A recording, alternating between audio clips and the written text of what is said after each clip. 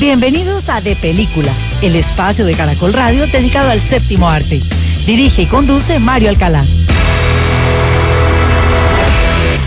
Quiero contarle, mi hermano, un pedacito de la historia negra, de la historia nuestra, caballero. Y dice así.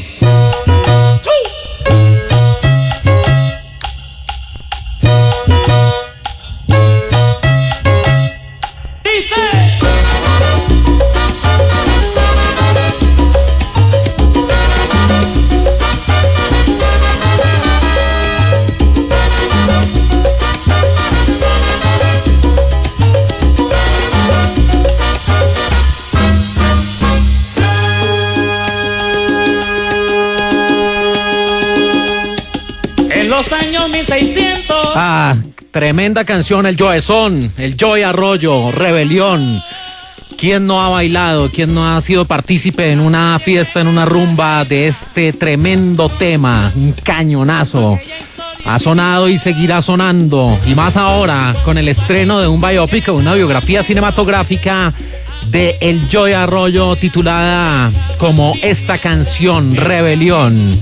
Y de eso hablaremos hoy aquí en De Película de Caracol Radio y de mucho más. Muy buenos días a todos nuestros queridos y amables oyentes que nos pueden seguir escribiendo a nuestra cuenta de Twitter, @caracoldepeli. Los saludamos en la madrugada de este sábado 5 de noviembre de 2022 y comienza De Película de Caracol Radio, el espacio del Grupo Prisa dedicado al séptimo arte, donde estaremos con 3 deseos para Cenicienta. No será la primera ni será la última vez que se haga una versión cinematográfica del clásico cuento de la Cenicienta, ahora a cargo de los noruegos. También una producción que mezcla 2 temas interesantes: la supervivencia y los desórdenes mentales y emocionales en la gran tormenta. Y también hoy aquí en De Película de Caracol Radio, el hombre del cine nacional, nuestro compañero y amigo Ricardo Bedoya Arias, además de hablar con la gente de Rebelión, la película que tiene la dirección a José Luis Rugeles Gracia, también estuvo con el elenco y con los involucrados en una tremenda producción de César Heredia llamada Salvador. Todo esto y más aquí en De Película de Caracol Radio, la sala de cine que abre más temprano en Colombia en este sábado 5 de noviembre. Sean ustedes bienvenidos.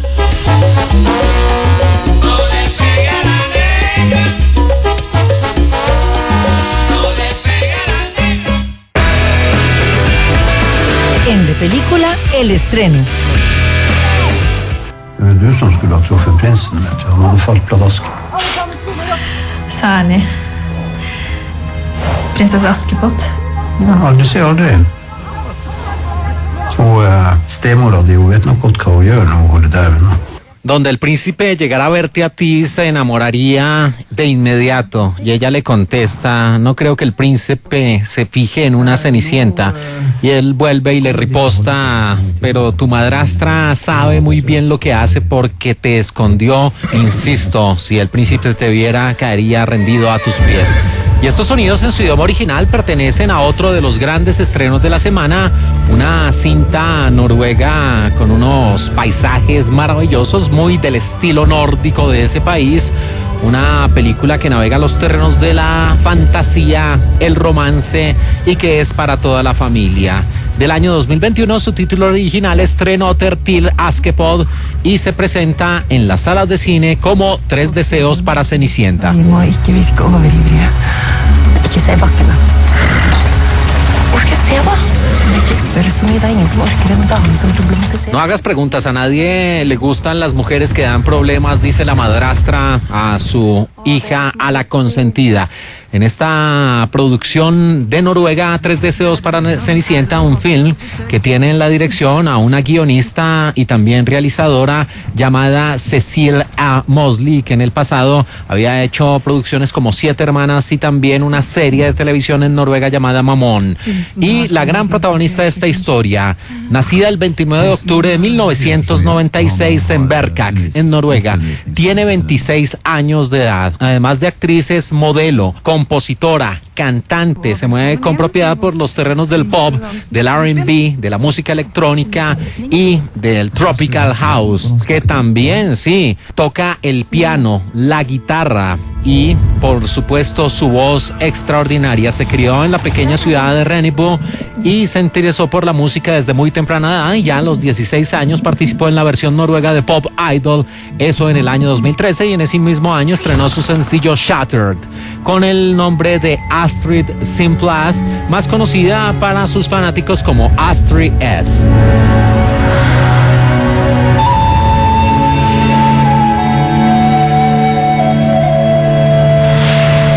Sí, es una mujer fascinante, además por su rostro, por sus ojos celestes y por su tez blanca. Astrid es. Y aquí el príncipe, aunque podría decirse que para las niñas no resulta siendo un hombre muy atractivo, pero al fin y al cabo es el príncipe que decidió poner la directora Cecilia A. Mosley. Se trata del actor Cengiz Al, un hombre nacido el 9 de octubre de 1998. Es también conocido por su papel de Joseph en la serie noruega TV Scam, y también participó en la película All Foreigners del año 2020.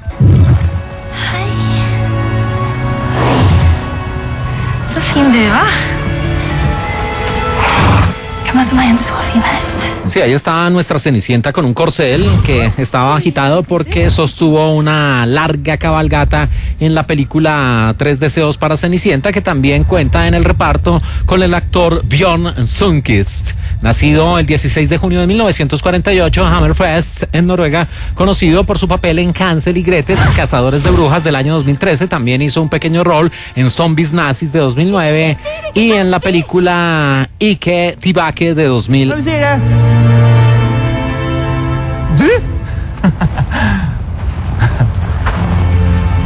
Er det din sko, kanskje? Det er i hvert fall ikke din.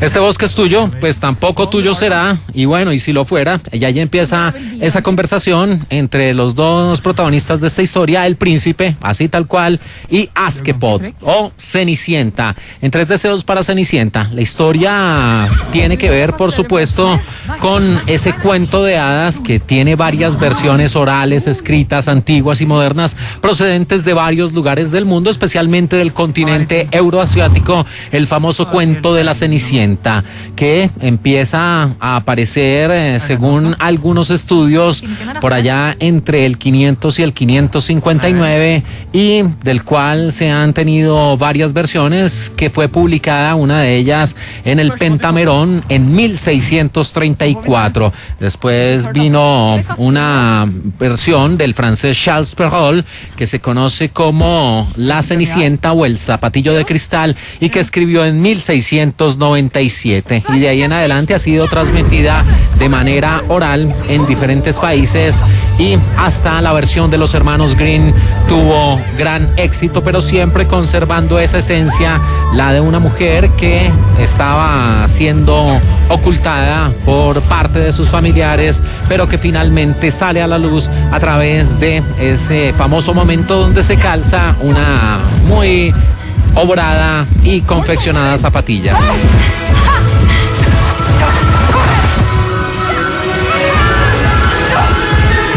Y lo que nos presenta estos Tres Deseos para Cenicienta, la película noruega de 2021, estrenada en este 2022, allí aparece Astrid S como la Cenicienta, que es una niña que vive en uno de estos paisajes nórdicos llenos de nieve, con casas de madera, donde aparecen las chimeneas y donde la vida transcurre de manera tranquila. Las personas visten pieles, visten ropajes que los protegen del frío, y allí aparece una suerte de reino, donde está, por supuesto, la realeza, encabezada por el rey y la reina, y que tienen al hijo mayor, el príncipe, que es un personaje muy diferente al de los cuentos tradicionales de Cenicienta, donde él simplemente se la pasa con sus amigos de juerga, van por el bosque, por esos paisajes gélidos, cazando diferentes criaturas, pero él no está interesado ni en el matrimonio, ni tampoco en aprender a bailar, ni en las costumbres, ni mucho menos ser el sucesor directo al trono. simplemente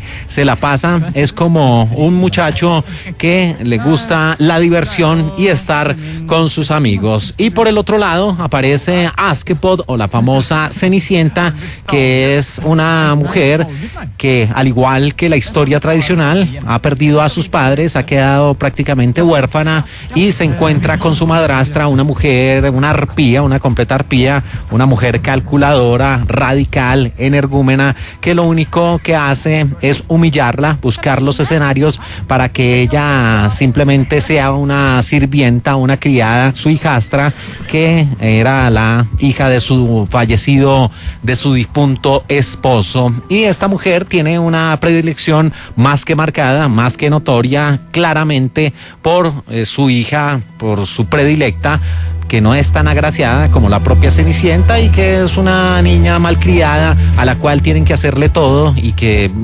también tiene ciertos problemas de obesidad. Y todo, al igual que el cuento, cambia en el momento en que se anuncia un baile real. Allí la pobre de Cenicienta trata de estar en esa festividad, pero por supuesto su madre, su madrastra y su hermana, que aquí no luce tan villana como en otras versiones, van a tratar de aguarle la fiesta, de que ella no se pueda presentar. Pero aquí vienen ciertos cambios, además del espacio geográfico, además del tiempo en el que se presenta la obra, y el primero tiene que ver con que Cenicienta en algún momento, el rol a cargo de Astrid asume el rol de un hombre, de un cazador, y allí empieza a mostrar también todas sus facetas, no solo de una linda princesa, sino también de una mujer que sabe cabalgar, que sabe utilizar las armas y que puede defenderse en difíciles condiciones. Y ella, en su faceta de hombre, también va a eclipsar a la figura del príncipe. Pero también de aquí vienen ciertos cambios y esos 3 deseos de la Cenicienta, y es que ella tiene una suerte de castañas o de frutos que en su interior envuelven esos deseos y que le pueden dar o conceder a Cenicienta la posibilidad de cambiar su fisonomía y la forma como se proyecta ante el mundo. Y allí ella puede convertirse en un cazador, simplemente le ponen un bigote y otros ropajes, pero ahí es Cenicienta. Y por supuesto también viene ese momento en el cual ella queda completamente deslumbrante, despampanante, cuando ya se viste como el cuento de hadas, cuando en el baile, con aurora boreal incluida, aparece para robarle el corazón al príncipe. Y lo que viene son las subsecuentes escenas que ya conocemos muchos a través de varias generaciones, de cómo este príncipe se obsesiona, trata de buscar a la dueña de esa zapatilla que ella deja en su huida, y cómo la madrastra con la hija mayor van a tratar de convencer al príncipe de que ella es esa mujer que le robó el corazón, cuando en realidad se trata de la famosa Askepot o la famosa Cenicienta.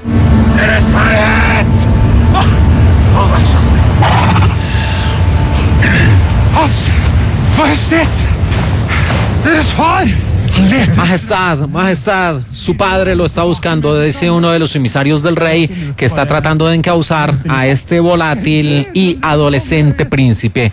En la producción de Noruega de 2021 y de 1 hora 27 minutos de duración, 3 deseos para Cenicienta, una película divertida que muestra una aceptable versión de el clásico cuento de la literatura de toda la historia de la humanidad, que se agregan ciertos factores que le aportan a la historia, que la hacen más interesante, que la adapta muy bien a cierta parte del planeta, con una actriz que interpreta muy bien su rol, como lo es Astrid.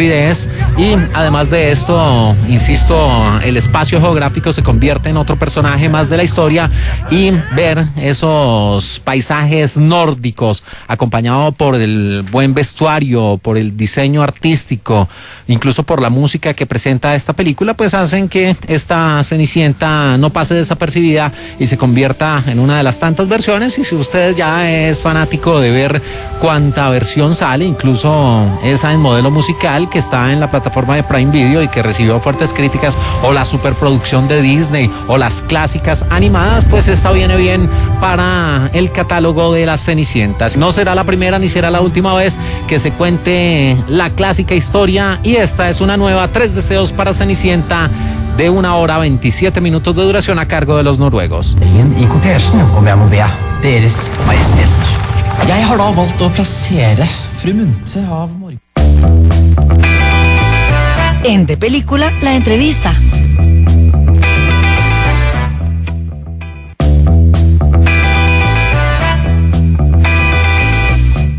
Y aquí estamos, esto es De Película de Caracol Radio, la sala de cine que abre más temprano en Colombia en la madrugada de este sábado 5 de noviembre de 2022 y seguimos con don Ricardo Bedoya Arias, el hombre del cine nacional que estuvo muy acucioso en este fin de semana y que tiene a la gente de una muy interesante película que nos lleva atrás en el tiempo a los años 80, a una de esas páginas oscuras y tristes de nuestra historia. Con el largometraje Salvador, dirigido por César Heredia Cruz, y aparecen como grandes protagonistas un talentosísimo actor, Héctor García, acompañado también de una mujer maravillosa, Fabiana Medina. Don Ricardo, adelante usted con Salvador.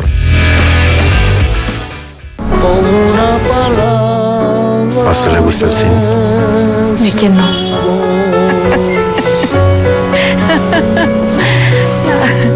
Mario, buenos días. Se aproxima el estreno de la cinta colombiana Salvador, un drama que se sitúa en el año 1985 en la ciudad de Bogotá, dirigida por César Heredia y protagonizada por Héctor García y Fabiana Medina. La película nos transporta a los días previos de la toma del Palacio de Justicia por el M-19. Dialogamos con María Fernanda Barrientos, quien es la productora de Salvador. A ver, Salvador es una peli que pasa en Bogotá de 1985, de un sastre del centro de la ciudad que se enamora de una ascensorista. Digamos que hay un contexto político donde está como toda esta tensión de amenazas a la toma del Palacio de Justicia y todo esto. Entonces, como que ahí nace el amor. Y bueno, y hay como unas tensiones justamente como románticas entre ellos. Esta peli pues es una puesta en escena y una apuesta como por mostrar justamente esta época, entonces fue un trabajo de investigación y de puesta en escena muy riguroso que vale la pena ver. María Fernanda, ¿cómo fue el contacto con César para ya coger la película y decir vamos a hacer esto y todo puntual? A ver, César y yo nos conocimos en algún rodaje. Él me habló de la película, digamos que como proyecto. La película, cuando César y yo nos conocimos, ya la película tenía un recorrido en desarrollo, en guión, unos premios de guión, lo que hace pues la historia un poco más fuerte. Entonces, esto fue como en el 2012 que nos conocimos, pero en el 2013 hicimos un cortometraje con casi el mismo equipo que participó en la película. El cortometraje se llamaba Elefante. Y en ese trabajo como que vimos que sí funcionábamos bien juntos, entonces nos lanzamos como a trabajar juntos para producir Salvador. Ganamos el premio de producción del Fondo de Desarrollo Cinematográfico en el 2015 y digamos que de ahí pues se desencadenó todo y después, 7 años después, aquí estamos contando la historia. La película se rodó en el 2018 y lastimosamente en pandemia no la dejó exhibir, pero ahora ya está en pantallas y además con varios festivales encima. Sí, la peli la terminamos de rodar, la rodamos en el 2018. Tuvo un proceso muy largo de postproducción porque no teníamos todo el dinero para terminar la película, entonces tocó hacerla como de pedacitos. Justamente también como el trabajo musical y el trabajo de efectos especiales más como para reconstruir la época fueron muy largos, entonces digamos que eso también como que retrasó un poco el proceso y ya cuando íbamos a estrenar en el 2020 pues tuvimos una proyección en el Festival de Cartagena y después empezó la pandemia y ahí nos tocó parar completamente, entonces siempre fue como una prioridad para César y para mí como poder estrenar esta película en pantalla grande, entonces tuvimos que, el año pasado seguía siendo un año muy complicado para las salas de cine, así que no fue como una opción estrenar el 2021, pero digamos que este año sí ya era hora de estrenarla y estrenarla en pantalla grande, que es como lo merece la película y también como una deuda que teníamos con el equipo también, un poco. María Fernanda, para hacer una película de época, en este momento de los 80s, se necesita mucho estudio, vestimenta y además las locaciones que en Bogotá que están destruyendo varias y hay unas que vale la pena mirar y aún se pueden ver. Pues a ver, sí, a nivel de producción, digamos que cada persona del equipo, del diseño de arte, del diseño de vestuario y pues del director mismo, son personas muy rigurosas y que hacen un trabajo de investigación impresionante. Entonces eso nos permitió también como ser muy rigurosos con la época. Un poco lo que estábamos buscando también era un poco llamar como esa nostalgia de la gente que vivió en ese momento, para poderlos como, o sea, que ellos pudieran como recordar y como que dijeran, sí, esto sí fue lo que yo viví. Pero evidentemente fue un trabajo previo a la producción muy grande de scouting de locaciones, porque Bogotá está cambiando rápidamente y cambia todos los días. Creo que lo que hicimos hace 4 años, ya casi 5, probablemente sería mucho más difícil hacerlo en este momento. Contamos con un poco de suerte porque de verdad fue como al límite del tiempo, pero pues la logramos. Lo que contaba igual César, como que tratamos de no hacer planos muy grandes, de tratar de utilizar como el off, lo que no se ve, como para agrandar el espacio, porque sí nos tocaba tener planos muy cerrados, muy pequeños, pero creo que la logramos como ambientar el Bogotá de esa época. Y no sería completo con el casting que tienen esto. Héctor, Fabiana, que es un espectaculares en pantalla. Sí, o sea, la sinergia siempre para César, digamos que estuvo claro, y desde que yo entré al proyecto, ellos habían entrado antes al proyecto que yo. Cuando yo entré al proyecto ya era con ellos sí o sí. Como es una película como de actores, porque finalmente Pecas tiene toda la película encima de sus hombros un poco, el trabajo con un actor profesional y como con una trayectoria era fundamental. Y la química entre ellos dos, así sea un poco torpe también en la película, creo que se puede construir, pero es justamente como gracias al trabajo y al talento que tienen Pecas y Fabián. O sea, sin duda la película, si no hubiera sido con ellos, hubiera sido otra película. Para Fernanda, finalmente invitemos a los oyentes de Caracol Radio que no se pierdan Salvador, una gran película, época, además con un bello mensaje. De verdad, no dejen de ver esta película desde el 17 de noviembre en salas. Es una peli que de verdad está hecha para las películas grandes, para las salas de cine. El rigor que hay en el trabajo de arte, de fotografía, de vestuario, es algo que van a apreciar muchísimo mejor en pantalla grande. Así que hagan el esfuercito de ver cine colombiano desde el 17 de noviembre. ¿Dónde pueden tener más información los oyentes de Caracol Radio? En las redes sociales de Distrito Pacífico aparecerán todas la cartelera en las ciudades que va a estar. Su director, César Heredia, da detalles de Salvador. Bueno, nada, es una película de época, es de una relación íntima que se ve afectada finalmente por la situación política y social que ocurre en 1985 con el asalto al Palacio de Justicia. Digamos, esta ambientación, ¿a qué se debe? ¿Cómo fue la idea de Salvador? Nace de mis recuerdos de infancia. Yo pues visitaba constantemente a mi abuelo, que era sastre, y a mi mamá también, que le siguió los pasos, y que trabajaban en el centro de Bogotá. Entonces nace de anécdotas en torno a ese espacio y a recordar que el primer momento violento que yo recuerdo haber tenido es el asalto a la toma del Palacio de Justicia. Háblanos un poco sobre el guión y la puesta en escena. Pues fue un trabajo muy grande, muy minucioso, de indagar en lo íntimo primero, sobre todo. Eso es como y la sutileza. Ese es como el mayor reto que hubo en general, tanto en la puesta en escena como en el guión. Háblanos también sobre los actores, de Héctor, a Fabiana. Sí, pues yo no hice casting, yo sabía que los dos iban a ser los protagonistas de la película, porque sabía su profesionalismo y los había visto y pues los conocía. Fue un trabajo de mucho tiempo, de hablar mucho, de dialogar, de escucharnos en ambas vías y ensayar mucho también. Nosotros para la preproducción ensayamos bastante. Fue eso, como un trabajo muy minucioso, de encontrar los personajes también.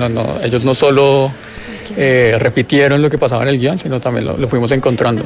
No solo minucioso en los personajes, también en las locaciones, como te había preguntado fuera de micrófonos, las locaciones que hicieron gran parte de esa película.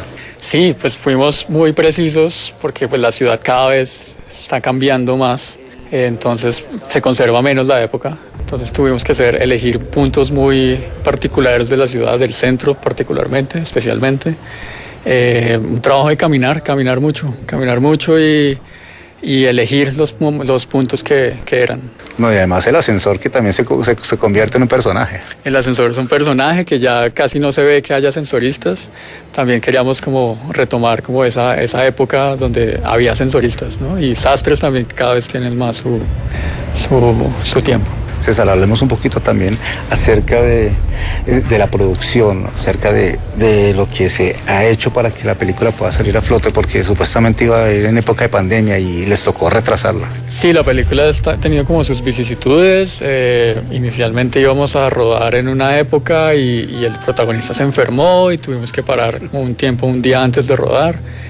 Y tiempo después, bueno, ocurre la pandemia ya cuando vamos a lanzar la película, alcanzó a tener una proyección en Cartagena y al día siguiente pues se cerró la ciudad. Entonces pues ha sido como momentos duros, pero creo que la espera vale la pena porque la película es para ver en salas de cine y tiene como su rigor y su precisión que es necesario verlo en pantalla grande. Además la película ha recorrido varios festivales, ahora no sobre ese recorrido. Sí, ha recorrido, ganó premio a Mejor Dirección en el Festival de Riviera Maya, ganó también Mejor Película y Mejor Guión en el Festival de Hurlingham, ha estado pues en el FIXI en el número 60, el Festival de Cine de Cali, en varios festivales así de Europa y pues como Latinoamérica. César, una de las preguntas que siempre le hago a los directores es la financiación de las películas. Hacer cine en Colombia es un poco difícil y los presupuestos son muy ajustados. Sí, es muy difícil. Por fortuna, pues aquí está el Fondo de Cine, el Fondo de Desarrollo Cinematográfico. Gracias a eso pudimos realizar la producción. También tuvimos pues apoyos de Caracol, que nos brindó algunos archivos de televisión. En radio también, pues tuvimos como algunos apoyos también que nos ayudaron y gente, pues como esencialmente eso. Finalmente, César Heredia, director de Salvador, invita a los oyentes de Caracol Radio que no se pierdan esta cinta que les va a poner muchas fibras. Sí, nada, pues los invito, está a partir del 17 de noviembre a salas de cine, es una película de época que habla mucho del radio, que ojalá sientan, ya que son oyentes, que sientan y vivan la emoción de la época y de lo que implicaba también escuchar radio en un momento donde no había Twitter ni esas cosas. ¿Dónde se puede tener más información, César? En las redes de Distrito Pacífico, que es la distribuidora, @Distrito Pacífico, en todas las plataformas, en todas las redes. César, muchas gracias por estar en Caracol Radio. No, a ti muchas gracias, de verdad. Salvador llegará a salas de cine el 17 de noviembre. Más información en la página y redes sociales de la distribuidora Distrito Pacífico.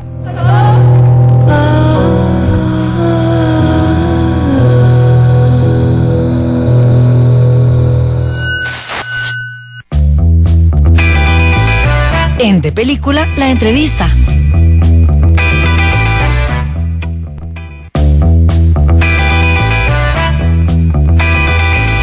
Estamos aquí en De Película de Caracol Radio en este sábado 5 de noviembre del año 2022 y llegamos a nuestra sección de la entrevista y aquí está el hombre del cine nacional, don Ricardo Bedoya Arias, que estuvo con los integrantes, con los involucrados en el biopic, en la biografía cinematográfica del gran Joey Arroyo con Rebelión. La producción a cargo de José Luis Rugeles y donde en el reparto aparecen John Narváez, ay Dios mío, Angie Cepeda y Martin Ziffel. Aquí está don Ricardo con Rebelión.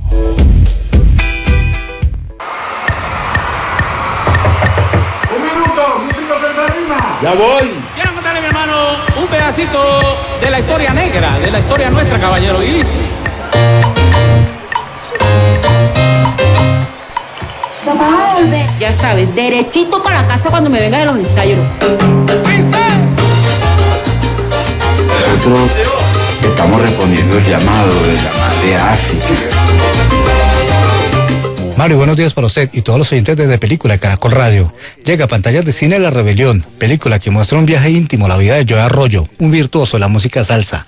La cinta es basada en la investigación de Chucky García, inspirado en los libros sobre el Joey, escritos por Mauricio Silva Guzmán. La Rebelión está protagonizada por el cartagenero John Narváez, la bella Angie Cepeda, quien vuelve al cine colombiano, y el argentino Martin Ziffel. En la presentación de La Rebelión, su protagonista, John Narváez, habla sobre la cinta. Estoy muy emocionado porque ya la gente va a ver la película y hemos estado esperando tanto tiempo por hacerla y ahora ya por estrenarla, entonces estoy muy dichoso. ¿Cómo fue la preparación para este papel? Muchas lecturas, especialmente del libro ¿Quién mató a Joey Arroyo? De Mauricio Silva. un concierto que veía cada mañana durante la preproducción y durante el rodaje, que fue uno que hizo Joey Arroyo, que lo filmó la BBC, que está en YouTube. Y bueno, muchas charlas con el director, con Mari, su amor de toda la vida. Todo eso me ayudó un montón con el personaje.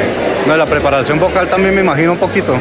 Claro, porque yo canto en el baño muy bien, ¿no? Se escucha perfectamente, pero ya Joey Arroyo es un cantante excelso, ¿no? Altísimo.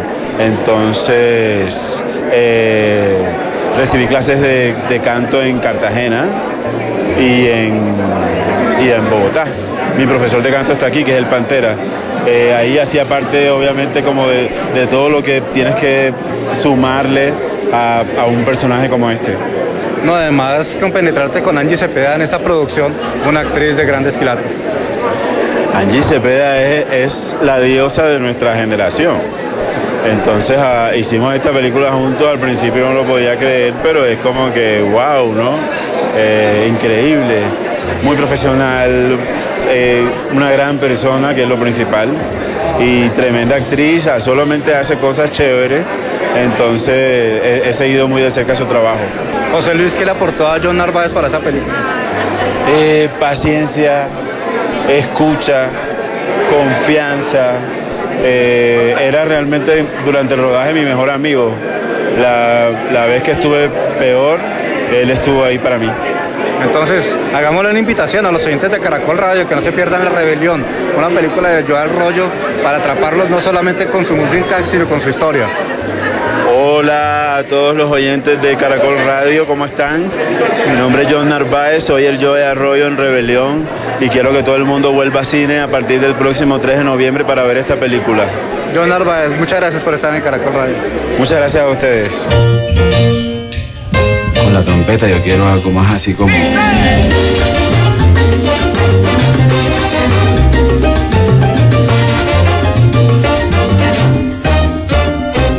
Esto aquí es África, no es América. Y ahora que hagas tú solo, yo quiero que la rompas. O si no, no hagas nada. En los años 1600, cuando el tirano mandó.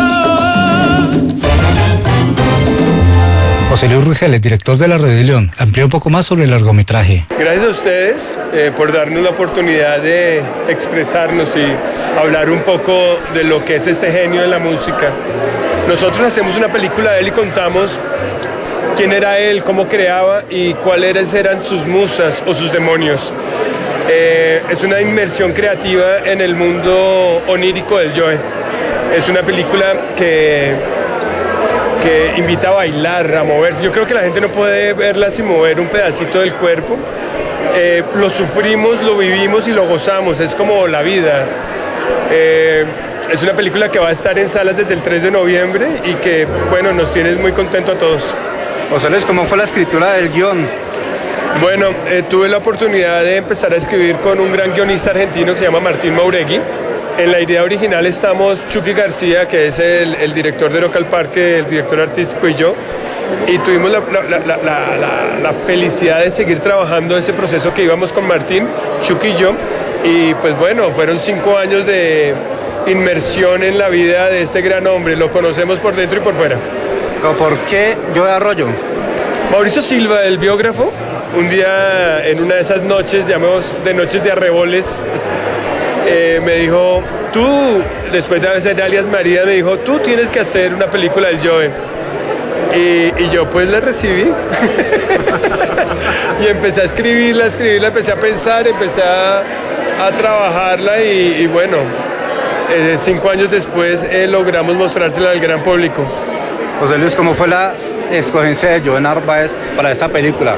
Muy buen papel. Es una gran historia porque, primera parte, John no era mi actor. Tenía otro actor afro, Yarlo Ruiz, cubano, muy buen actor, pero se nos metió una novela en la mitad y como sabemos, pues papeles afro no hay tantos y tenía que aceptar, después de la pandemia tenía que aceptar ese papel, yo no podía mover mis fechas y me tocó hacer una cosa que no me gusta, que es hacer casting. Y bueno, hicimos el casting y apareció John salvando patria y creo que logra poner el nombre del Joey Arroyo muy alto. ¿Cómo fue ese trabajo con John para pulirlo, para que estuviera tan bien brillando en pantalla y además que cantara? Primero fue un cursos de canto, ¿no? Primero lo que hice fue el casting, me di cuenta que tenía el talento para interpretar a Joe. Después empezamos los cursos de canto y después de los cursos de canto empezamos a hablar mucho. A mí me parece que el trabajo actoral es hablar, entender, que me entiendan y después juntos empezar a buscar. Entonces empezamos esas búsquedas y pues como van a dar cuenta todos los que nos escuchan, vamos a tener un Joe de 54 años gordo, otro en su época más bella, otro muy flaco, enfermo. Y lo que hicimos fue un trabajo de prostéticos, de maquillaje impresionante y también un trabajo que yo le pedí a John que se adelgazara al máximo y pues ahí lograba tener esos diferentes cuerpos. Es como de todo un poco, ¿no? Esto es un equipo y hacer una película son muchas manos trabajando para poder tener este resultado. Y además también la gran Angie Cepeda metida en esta película. Imagínate, estar con Angie Cepeda, traérnosla de Los Ángeles para Colombia, para hacer una historia de su tierra costeña. Yo no me había imaginado otra Mari, yo la quería a ella y tuve la gran suerte que ella dijera que sí. Una interpretación desde adentro, muy bella, muy sentida. No, yo creo que Mari y Angie lograron fusionarse en un alma muy bella para poderla proyectar en la película. Y las vestimentas del Joe también. La flaca, no, increíble, por acá está. Fue maravillosa, ella hizo un diseño muy estudiado, estudió mucho quién era, cómo era, no para copiar cómo se vestía, sino para interpretar, la misma manera que lo hicimos nosotros. Y la selección de las canciones, espectacular ese repertorio, se queda siempre muchas. No, se quedan, mire, desafortunadamente siempre con el Joe nos van a quedar muchas canciones por fuera porque son como 100 hits. Entonces, pues eran canciones que iban de la mano del guión. Eran canciones que iban de la mano del guión y nosotros íbamos armando con las canciones toda la cosa y íbamos creando esa musicalidad que necesitaba la película. Porque también, como ves, hay canciones de Benny Moré, de Rafael, de Bob Marley, porque no solo era que sonara el Joe, sino armar una banda sonora que fuera poderosa. Entonces, finalmente, José Luis, invitemos a los oyentes de Caracol Radio que no se pierdan La Rebelión, una gran película, música, va a haber de todo. Sí, pues bueno, invitamos a todos los que nos escuchan a que se acerquen a las salas de cine nuevamente, que esta experiencia no la cambia nada. Yo cada vez que voy a cine digo, uy, qué rico venir a cine, a ver una película sobre el Joe Arroyo, Rebelión, una película que es una inmersión en la música y la creatividad de este hombre que tanto nos ha hecho bailar y gozar.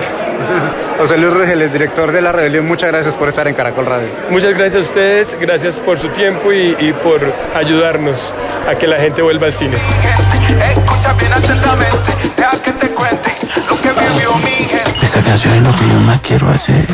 Me estoy muriendo. Tú no te vas a morir.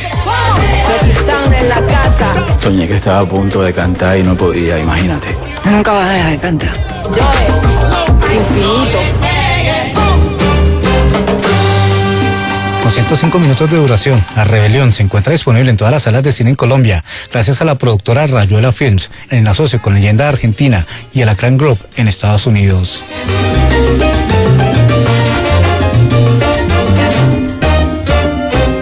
Esto aquí es África, no es América. Y ahora que hagas tú solo, yo quiero que la rompa. O si no, no hagas nada. En los años 1600, cuando el tirano mandó.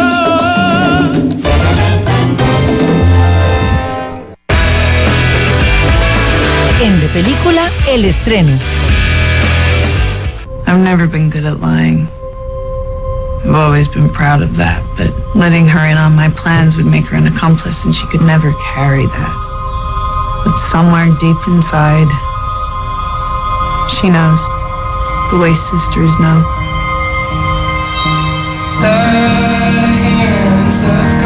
Welcome to Lifehouse.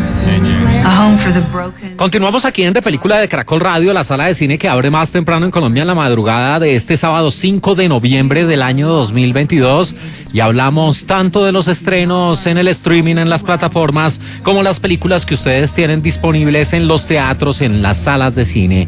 Y estos sonidos que tenemos en su idioma original hacen parte de un largometraje que habla acerca de géneros como la aventura, el drama y el suspenso. Una producción de 1 hora 48 minutos de duración que tiene como título original Survive y que se presenta en las salas de cine como La Gran Tormenta.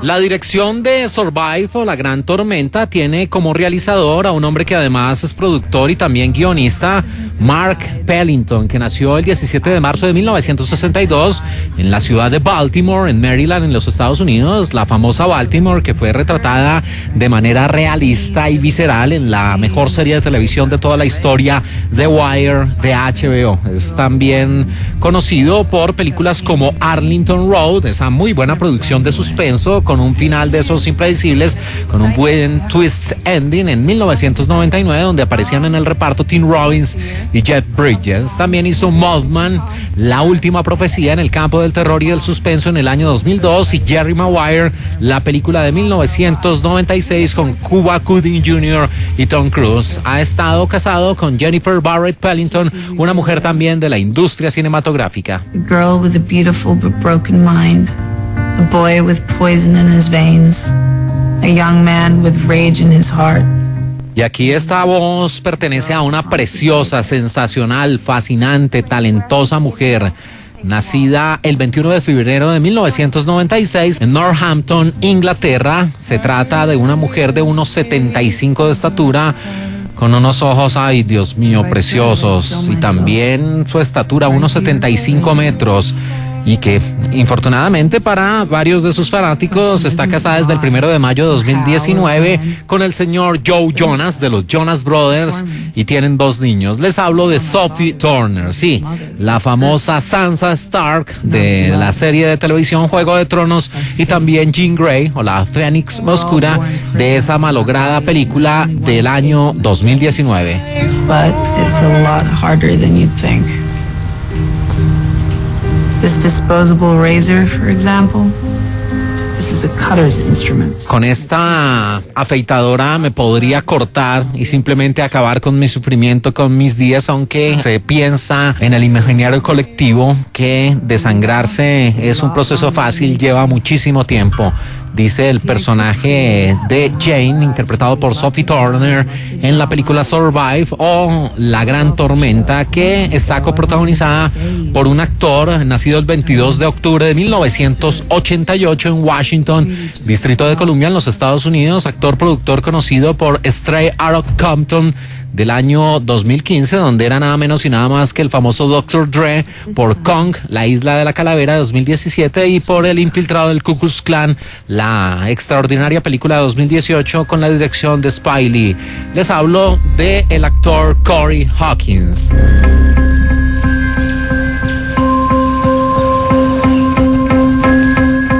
Y en un pequeño papel como la madre abnegada de Jane en esta producción Survive o La Gran Tormenta aparece una actriz nacida el 13 de noviembre de 1959 que tiene 62 años de edad, originaria de Londres, en el Reino Unido, Caroline Cruise Godal, actriz y también guionista inglesa que estuvo en La Leyenda de Sliver en 1993 y también en Cliffhanger o Riesgo Total de ese mismo año. Tried to off myself last year, but I had a burner moment. Most people don't graduate, so I'm told. Y aquí hablan 2 sobrevivientes, 2 supervivientes en una institución que está exclusivamente dedicada a personas que tienen desórdenes mentales y la gran mayoría de ellos han pasado por episodios donde han intentado suicidarse, incluyendo al personaje de Jane. Y de Survive, o La Gran Tormenta, podría decirse que se divide en varios actos. El primer acto la muestra a ella, Jane, en el interior de ese centro psiquiátrico, de ese centro para tratar problemas mentales, donde, al igual que otras personas, por lo general adolescentes, están enfrentando sus miedos y sus desórdenes. Aparecen personas con problemas de anorexia y bulimia, con trastornos bipolares, también con la no aceptación de su propio cuerpo, y Jane sufre un trastorno postraumático con tendencias suicidas. La película, a lo largo de flashback o de regresos al pasado, se va a encargar de mostrar cuál fue ese terrible episodio traumático que la llevó a tomar la decisión de atentar contra su propia vida varias veces, de intentar suicidarse. A esto también se le suma que en su árbol genealógico, que a lo largo de su familia, tanto su abuelo como su padre han tenido esas tendencias suicidas, y por eso prácticamente hace como si fuera una maldición en el interior de su familia de Jane. Ese es el primer acto, y allí ella hace una introducción y habla varias veces en voz en off el personaje de Sophie Turner, Jane, contando su historia, que está buscando el momento exacto, aunque pareciera que va a dejar esa clínica que le llaman la casa, va a dejar esa clínica para iniciar una nueva vida en compañía de su madre. Todo es simplemente una treta, una mentira, para en el momento dado, tal cual lo va a mostrar la película, finalmente terminar con sus días. Pero todo cambia en el momento en que llega a un aeropuerto, y allí aparece el otro personaje de la historia, Paul, interpretado por Corey Hawkins, un hombre que simplemente va a tomar un vuelo, que es un sujeto afable, entregado, muy atento, y que por cuestiones del destino y también del guión termina cruzándose con Jane. Sí, por supuesto, no puede ocultar que Jane le atrae físicamente, y es que cualquiera quedaría rendido a los ojos, a la mirada, a la estatura, al cuerpo, al porte, al cabello de Sophie Turner. Y todo cambia en el momento en que ya van en una aeronave, aunque pasaron un largo rato en el aeropuerto, y es que el clima no mejoraba. Se habían pronosticado tormentas de nieve, vientos fuertes, y todo esto podría echar al traste lo que sería un vuelo tranquilo. En ese vuelo ella sigue pensando acerca de su situación y en lo egoísta que es al saber que va a terminar con su vida, y que esta va a ser una noticia nefasta y triste para su madre, que sí sabe de los problemas de su hija, pero no espera en ningún momento que ella tome esa fatal decisión precisamente en épocas de Nochebuena, en épocas de Navidad.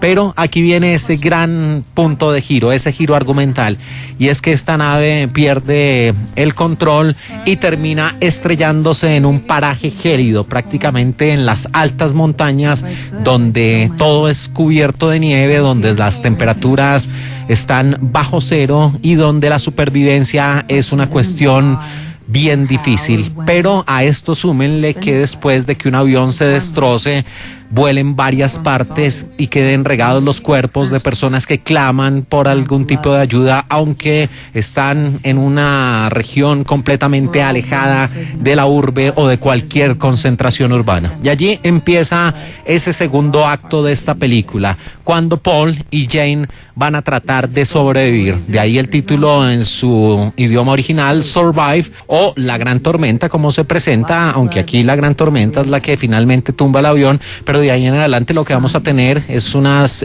situaciones complicadas para los protagonistas, prácticamente Jane y el mismo Paul desafiando la naturaleza, buscando ese instinto de supervivencia, tratando de caminar a través de esos paisajes nevados, gélidos, también dando saltos de fe para bajar a sitios donde las temperaturas no sean tan extremas, tan frías, y en ese proceso pues las cosas no le van a salir para nada fácil a esta pareja, y donde Paul pues va a tener un accidente que va a poner en entredicho su supervivencia. Pero a lo que va a este punto es cómo esta película muestra a una persona que está deseando la muerte, pero que el destino la obliga a enfrentarse con ella misma, pero a tratar de salir viva en el acto. I'd kill myself. Right here, right now. The question isn't why or how or when. It's been decided before me. La pregunta es cuándo, dónde y cómo finalmente voy a tomar esa inevitable decisión. Hasta ese punto llora, cuando todavía la consideraba en el centro psiquiátrico y también en el propio vuelo antes de caer en ese paraje gélido. Y esta película, por supuesto, tiene cierto aire, cierta similitud con una producción inspirada en hechos reales, un largometraje de 1993, Viven, donde en el reparto aparecían John Malkovich como narrador, Vincent Spano, Josh Hamilton, Ethan Hawke y George Lucas, en ese largometraje que mostraba la historia de ese famoso equipo de sobrevivientes uruguayos del vuelo 571 de la Fuerza Aérea Uruguaya, que terminaron en las altas cumbres de los Andes y cuya supervivencia se convirtió en objeto de polémica por parte de ciertas personas, porque después de varios años un par de los sobrevivientes confesaron que la única forma de poder contar la historia literalmente fue comer carne de sus propios compañeros, carne humana. Ese famoso vuelo 571 de la Fuerza Aérea Uruguaya, ocurrido en 1972. La similitud tiene que ver con el principio de la película, cuando se estrella el avión y cuando este par de personajes, Jane y el propio Paul, tratan de sobrevivir. Hasta ahí tiene similitud con esta película, pero después ya la historia avanza y lo que vamos a ver es otros escenarios menos cubiertos de nieve, más salvajes, donde incluso aparecen especies que pueden poner en peligro la vida de estos dos personajes, donde aparecen lobos feroces, y todo esto para mostrar más esa dualidad que existe entre Jane de, en cierto punto, haber deseado la muerte, pero estar enfrentándola cara a cara y en un acto de supervivencia y en un viaje prácticamente para cambiar esas ideas suicidas. En una película que finalmente abusa un poco de la situación de Jane, trata de hacerle ver al público a través de excesos de flashback, de vueltas al pasado, la situación traumática por la que está pasando, y lo que hacen es simplemente forzar la historia para mostrarla como una de supervivencia acerca de una persona que tenía desórdenes mentales y que, insisto, abusa de manera poco acertada con el tema de querer mostrarle al público insistentemente el motivo por el cual esta mujer tiene esos problemas emocionales y cómo finalmente se enfrenta a esa dualidad de haber querido suicidarse en un momento, pero buscar la supervivencia a toda costa y en compañía de un hombre que era un simple pasajero. Así que uno de los estrenos de la semana, una película que hace una mezcla y que nos sale bien entre el drama y las enfermedades mentales